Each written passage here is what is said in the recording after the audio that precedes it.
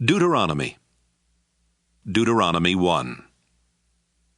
This book contains the speeches that Moses made while Israel was in the land of Moab, camped near the town of Suf in the desert east of the Jordan River. The town of Paran was in one direction from their camp, and the towns of Tophel, Laban, Hazeroth, and Dizahab were in the opposite direction. Earlier, Moses had defeated the Amorite king Sihon of Heshbon. Moses had also defeated King Og of Bashan, who used to live in Ashtaroth for part of the year and in Edrei for the rest of the year. Although it takes only 11 days to walk from Mount Sinai to Kadesh Barnea by way of the Mount Seir road, these speeches were not made until 40 years after Israel left Egypt. The Lord had given Moses his laws for the people of Israel. And on the first day of the 11th month, Moses began explaining those laws by saying, People of Israel, when we were in our camp at Mount Sinai, the Lord our God told us, You have stayed here long enough. Leave this place, and go into the land that belongs to the Amorites and their neighbors the Canaanites. This land includes the Jordan River Valley, the hill country, the western foothills, the southern desert, the Mediterranean sea coast, the Lebanon mountains, and all the territory as far as the Euphrates River. I give you this land, just as I promised your ancestors Abraham, Isaac, and Jacob. Now you must go and take the land. Right after the Lord commanded us to leave Mount Sinai, I told you, Israel, being your leader is too big a job for one person. The Lord our God has blessed us, and so now there are as many of us as there are stars in the sky. God has even promised to bless us 1,000 times more, and I pray that He will. But I cannot take care of all your problems and settle all your arguments alone. Each tribe must choose some experienced men who are known for their wisdom and understanding, and I will make those men the official leaders of their tribes. You answered, That's a good idea. Then I took these men, who were already wise and respected leaders, and I appointed them as your official leaders. Some of them became military officers in charge of groups of 1,000 or 100 or 50 or 10, and others became judges. I gave these judges the following instructions. When you settle legal cases, your decisions must be fair. It doesn't matter if the case is between two Israelites or between an Israelite and a foreigner living in your community. And it doesn't matter if one is helpless and the other is powerful. Don't be afraid of anyone.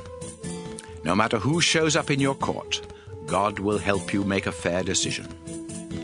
If any case is too hard for you, bring the people to me, and I will make the decision.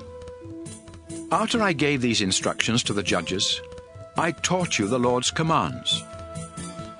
The Lord had commanded us to leave Mount Sinai and go to the hill country that belonged to the Amorites. So we started out into the huge desert. You remember how frightening it was? But soon we were at Kadesh Barnea, and I told you, we have reached the hill country. It belongs to the Amorites now, but the Lord our God is giving it to us. He is the same God our ancestors worshipped, and He has told us to go in and take this land, so don't hesitate and be afraid. Then all of you came to me and said, Before we go into the land, let's send some men to explore it. When they come back, they can tell us about the towns we will find and what roads we should take to get there. It seemed like a good idea, so I chose 12 men, one from each tribe. They explored the hill country as far as Bunch Valley, and even brought back some of the fruit. They said, The Lord our God is giving us good land. You did not want to go into the land, and you refused to obey the Lord your God. You stayed in your tents and grumbled.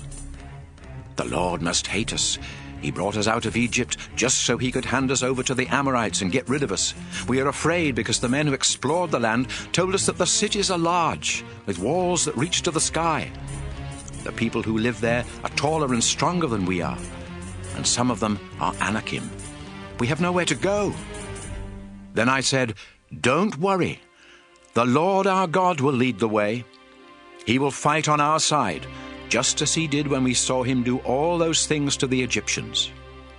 And you know that the Lord has taken care of us the whole time we've been in the desert, just as you might carry one of your children.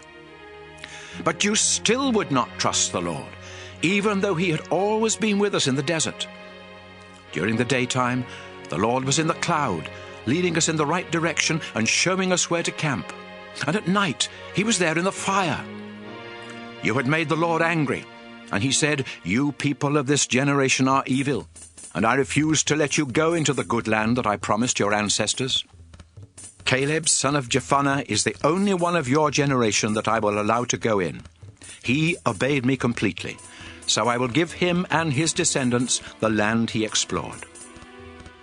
The Lord was even angry with me because of you people, and he said, "Moses, I won't let you go into the land either. Instead, I will let Joshua, your assistant, lead Israel to conquer the land. So encourage him."